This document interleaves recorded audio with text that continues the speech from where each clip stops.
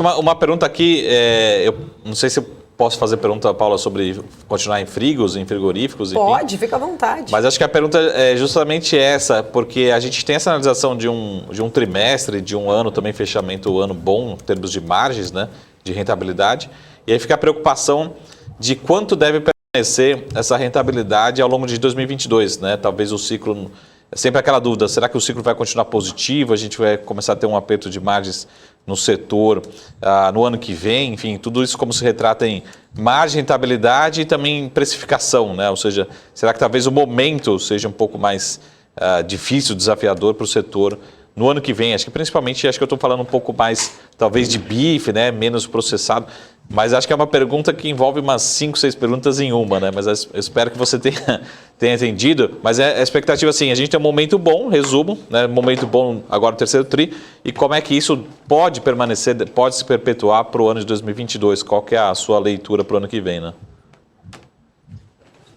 Marco, eu acho que é até interessante, porque se a gente pegar assim, o resultado do terceiro trimestre, né, os frigoríficos que trouxeram um resultado muito forte foi a JBS e Marfrig por conta dos Estados Unidos, né? Então, os Estados Unidos, o quarto trimestre já é um trimestre um pouco mais fraco, né? Tem uma sazonalidade de consumo um pouco mais fraca. Então, vai ter uma acomodação de margem no quarto trimestre dos Estados Unidos, só que ele está saindo de um patamar recorde para um patamar que ele ainda vai ser positivo historicamente. 2022 tem umas certas incertezas, porque o que a gente começa a enxergar, né? O que corrigiria essa margem lá nos Estados Unidos? Ou o preço da carne vai baixar, ou o preço até do boi vai começar a corrigir essa margem, né?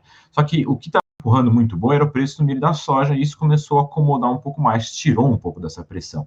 Então, 2022 está se desenhando que ainda vai ser um ano positivo para os frigoríficos nos Estados Unidos. Então, JBS e Marfrig, que tem essas operações nos Estados Unidos, que tem sido o principal fator aí de otimismo com essas duas empresas, e por que elas estão trabalhando perto das máximas históricas, elas vão em 2022 também com margens positivas, tá? Porque por mais que acomodem, ela ainda vai estar num patamar interessante. Você tem ainda muito auxílio governamental, sustentando a demanda no mercado americano, preços altos da proteína. Então, tudo isso significa margens positivas, tá? Então, acho que quem tem operação nos Estados Unidos já tem uma parte aí da explicação que 2022 ainda vai ser um ano positivo, não vai ser tão incrível quanto foi 2021, mas ainda assim vai ser um ano positivo 22. O que eu acho que começa a ficar interessante, Marco, é que a gente começa a olhar quarto trimestre aqui no Brasil, você tem um sazonal muito forte de consumo, tá? Então, isso já é positivo para todas as proteínas.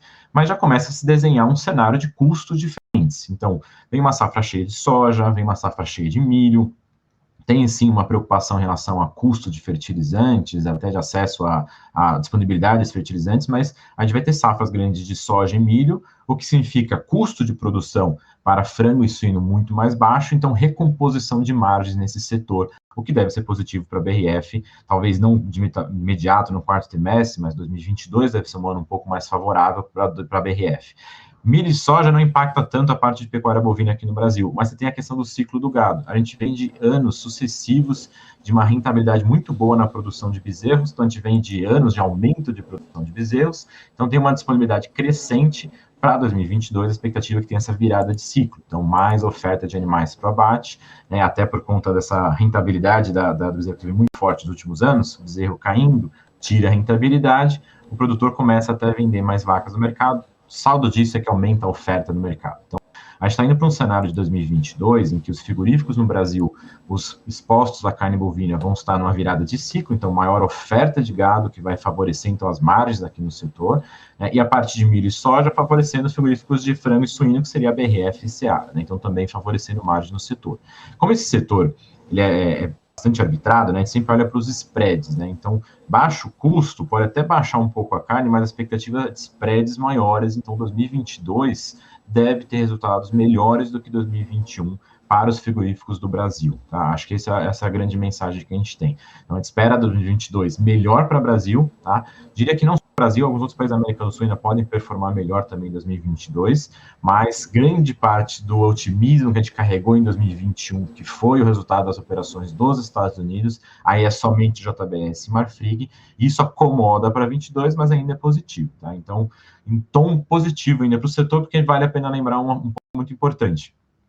Frigorífico, de maneira geral, é exportador, né? Então, câmbio desvalorizado acaba compensando, às vezes, uma piora no cenário. Então, como a gente está falando de uma melhora de cenário para o próximo ano, maior oferta para o próximo ano, o câmbio desvalorizado ainda favorece as exportações também, então é um outro ponto positivo aí para esse setor. Claro que fica essa sombra de China, tá? É quase que um cenário binário. A gente acredita que a China volte em algum momento, o efeito da volta da China é de segundo trimestre em diante, principalmente segundo semestre, tá? Mas ela voltaria, né? Sem China, mexe um pouco na conta, fica um pouco mais complicado, mas aí o boi pode corrigir uma boa parte disso.